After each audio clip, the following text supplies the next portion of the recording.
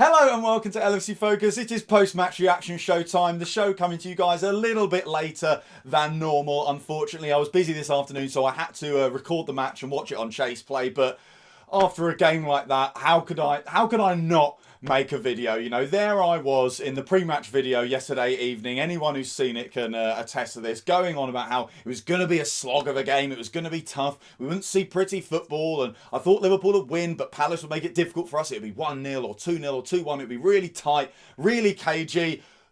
Don't I look like a muppet? Liverpool have gone to Selhurst Park and they have absolutely diddled Crystal Palace by 7 of our goals to absolutely none of their goals, to catapult us to the top of the Premier League table, 6 points clear of any challengers as it stands. It remains to be seen what happens in all the other games, but the most important thing is that almost doesn't matter. Liverpool and Liverpool fans and anyone associated with the club, we can all put our feet up now for the rest of the festive period as well. Of course, we've got no more games before Christmas. It's all cup matches now, which we are, of course, not involved in. So we will be spending Christmas Day top of the Premier League table, and we've done it in style. It was a brilliant performance from Liverpool, and I think what I really liked about it was they scored all their goals at just the right time. You know, there were moments certainly where Crystal Palace took the game to us, and I think in the first half, it sounds ridiculous because we went in at half-time 3-0 up, but I thought it was a relatively even affair, and to be honest, I thought both teams created a similar amount of chances. The difference was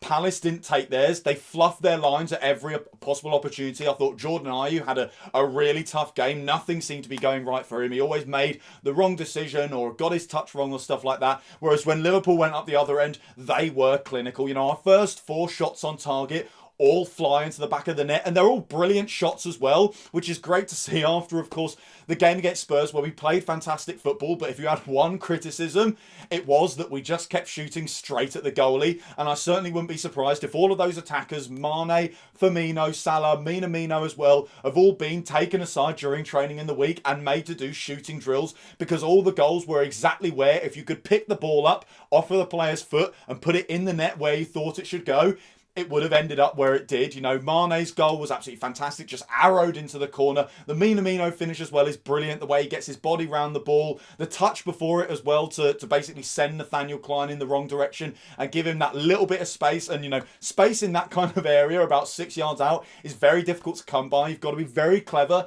and very technically gifted to make it happen, and Minamino did that, and it's a huge goal for him as well, of course, to bag a goal that is so important as well. It's not like it's in the League Cup. We've seen him get some great goals against Lincoln City this season, and of course he gets the equaliser against Arsenal in the Charity Shield, although whether you really consider that even a competitive fixture is almost up for debate really. Whereas this was a difficult Premier League game away from home against a tough opponent. You know, away fixtures we've struggled with so far this season. He's come in with big shoes to fill. You know, someone like Mohamed Salah, he's taken his role in the team, so to get that early goal which sets Liverpool up, you know, we don't win that match 7-0. I think if Minamino doesn't slot the ball home inside 3 minutes, because it does give us that cushion that allows us to actually invite Palace on, that creates the first half that unfolds, that creates the first half where, admittedly, as I said, they had their chances, they had their opportunities, but what it did allow was it allowed Liverpool to hit Palace on the break, and I thought we were absolutely clinical. Every time we got the ball and drove at their defence with space in behind, it was almost certainly going to be a goal, and that is testament to the sheer quality of Liverpool's attack. And thankfully, after a season where we haven't really been able to see much of that, we finally had a match where quality has shone through, and I think that's something that maybe we did expect a little bit before the game. I think I touched upon it at the very end of the pre-match video. Both teams are similarly tired, and I think it showed today that Palace were absolutely knackered, especially by the end of the match. You know, all the way through this season we've been playing European fixtures, whereas the other Premier League teams by and large haven't, and we've tended to have games where we've had 10% less in the tank than them, and therefore it does become a slog, it does become very attritional, and our quality can't shine through. But when Palace are just as knackered as Liverpool, it gives us that little bit of wiggle room where finally the players are given a bit more space in the box as well. There were a few of the goals where I thought that maybe a fully fit and firing Crystal Palace defender would have got to the ball a little bit quicker, would have closed down our players a little bit quicker, but you can take absolutely nothing away from the attackers. As I said, they were clinical. Minamino's goal was brilliant. Mane's goal was fantastic. Again, Gary Cahill finds himself caught between three minds, really, in that area just in front of the box. He's constantly trying to get to the ball, never quite getting there. A Liverpool foot always gets there first because he was outnumbered and the other players just kind of weren't helping him out for whatever reason. And eventually, it's a great little pass from, I think Firmino sets him up, and then Mane just arrows it into the bottom corner. The third goal is absolutely sublime. I think, again, as I said at the top of the video, we scored our goals at brilliant times. The first goal sets up the game. The second goal comes as Palace have been piling on the pressure, making it difficult. They looked more likely to score than Liverpool, despite the fact they were fluffing their lines in front of goal. And it's a real sucker punch to get that second goal. But the third goal, right before half-time, kills the game dead. There's basically no chance of Palace coming back into that because they've put all of their energy, all of their resources into the first 45 minutes in the hope of getting a goal to make the game interesting, and it doesn't work out for them, and instead what they do is concede yet another one. It's an amazing run from Firmino as well. He starts the move with a brilliant, I think it's an outside of the boot pass to Andrew Robertson,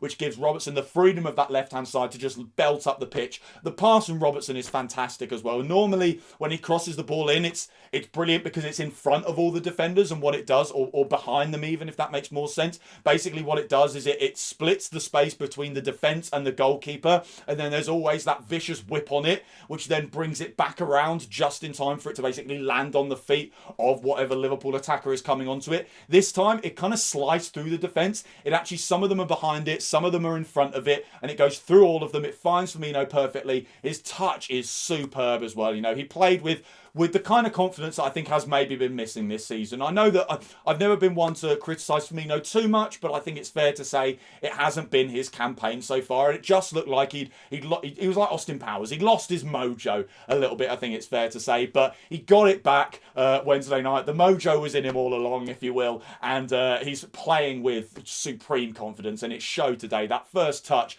and then the clever little finish to put it past the goalie. Like I said, the finishing was sublime, and that was a great example of it. Just gives the keeper no chance by giving him the eyes, letting him go one way, and then rolling it under him into the back of the net. So we go in at 3-0, and the game is all but done at that point. But Liverpool, of course, didn't get the memo there. They went out for the second half smelling blood. Jordan Henderson with an arrowed finish. You know, I think the thing with Henderson is he doesn't get in those positions that often. We don't normally see him in the box, especially not in space. So we don't really get much evidence of how good his shooting is, but that finish was everything you wanted it to be. I think it's just outside the box in the end. It's quite similar in a way to the goal he scored at Brighton away right at the end of last season during, you know, after the restart, although that was maybe 20 yards, not 20 yards, 5 yards further out or something like that. But the way he just floats it almost past the goalie, it just sails into the back of the net superbly. There's no way the goalie had any chance with that or any of the goals, to be honest. And Liverpool, again, didn't take their foot off the gas. Mo Salah comes on. Sadio Mane, obviously not happy to go off. I don't buy into this whole sort of... They tried to force the rivalry, I think a bit on the TV. You know, they kept cutting to Mane whenever Liverpool would score after he'd gone off. And obviously he was a little bit miffed when he came off the pitch. But when you're winning 4-0 and when there's clearly more goals to be had, why wouldn't you be annoyed? Of course you want to stay on the pitch, but Jurgen Klopp and the coaching staff, I'm sure, will have explained to him, and he'll come round eventually to the fact that it is for his own benefit, because what it does mean is it reduces the risk of injury later on in the season and means that he'll be on the pitch more often to score goals at a later date. But in the meantime, Mo Salah takes his place and picks up where Mane left off. It's a great little ball to find Roberto Firmino. Another one where I think maybe the defender gets there if he's got that extra 5 or 10% that is, of course, missing given the fixture congestion. But either way, it's a great touch from Firmino as well. He goes almost what you might consider to be the wrong direction. He's kind of wide, and he goes even wider, which is a little bit weird. But what that does do is it forces... The defender has no idea he's going that way, and it forces the goalie to come out as well.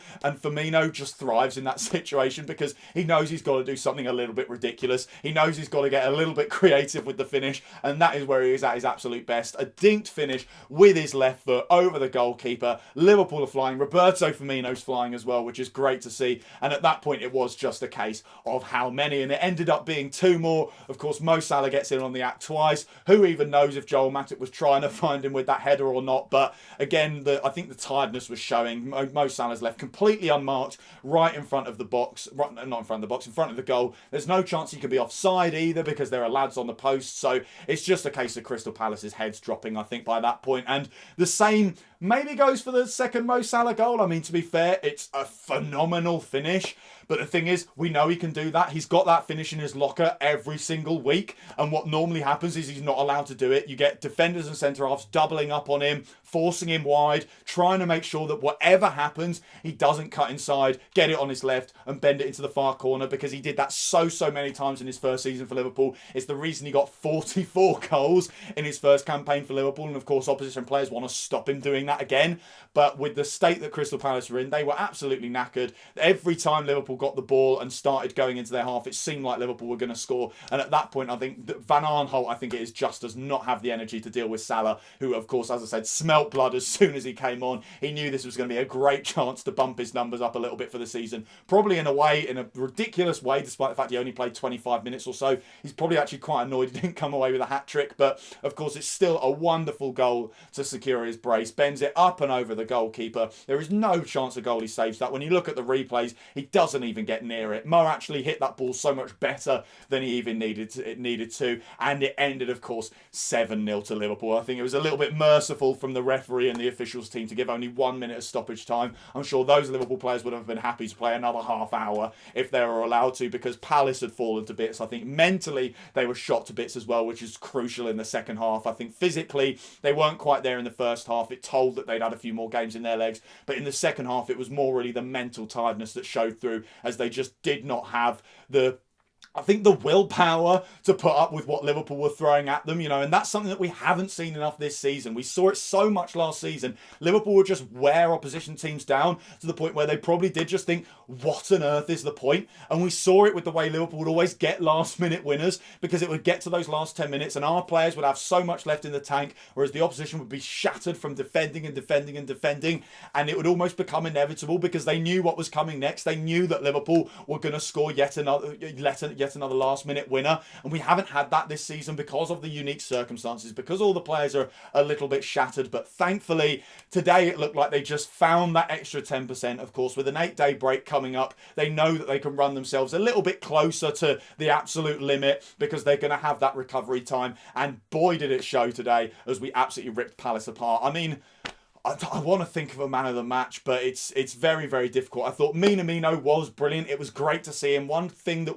has annoyed us since he arrived at Liverpool is he rarely gets his chances with the rest of the attack. He normally plays in cup games or dead rubbers or stuff like that, where he's alongside Origi's and Shaqiri's and other players like that who are still good footballers. They're good enough to play for Liverpool Football Club, but they're not Firmino, Mane, Salah, that kind of ilk of player. And I think today, alongside Mane and Firmino, he showed that he is more than good enough to match their level. He was as good as Sadio Mane. He was as good as Roberto Firmino. He deserves his goal to show for his performance. He might have got an assist in there as well. I mean, there were 7 goals. I think you can forgive me for not quite remembering every single thing that happened, but I thought Minamino was fantastic. It's great to see Firmino with his full-on mojo back as well. Mane was clinical. Great to get his goal, because he's toiled away over the last few games. It just hasn't quite fell for him here and there. Mo Salah as well, when he comes on, fantastic. Naby Keita as well gets a whole 90 minutes, which is great to see. I thought he was very, very good in midfield.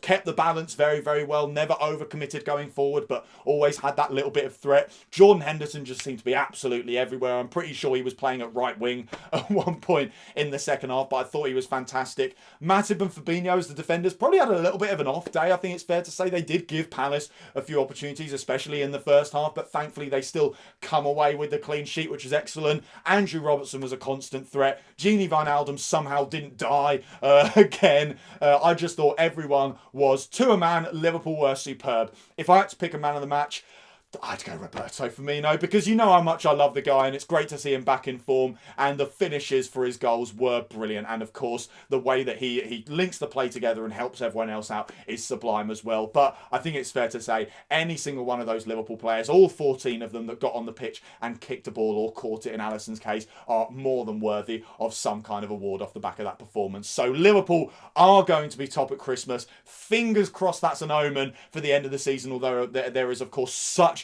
a long way to go, and in a season that has been as unpredictable as this one, anything can happen between now and May. But for now, at least, put your feet up for Christmas. Enjoy the fact that Liverpool are top of the tree over the festive period. That has been your post-match video. Thank you guys very, very much for watching. If you did enjoy the video, as always, you know what to do. Hit the like button down there. Hit that subscribe button there if you're new around here. Check out some of the other videos that have been out on the channel over the past few days as well. Don't forget to follow at LFC Focus TV on Twitter. And I'll be back soon, hopefully, with the pre-match content for the game against West Brom. Until then, bye for now.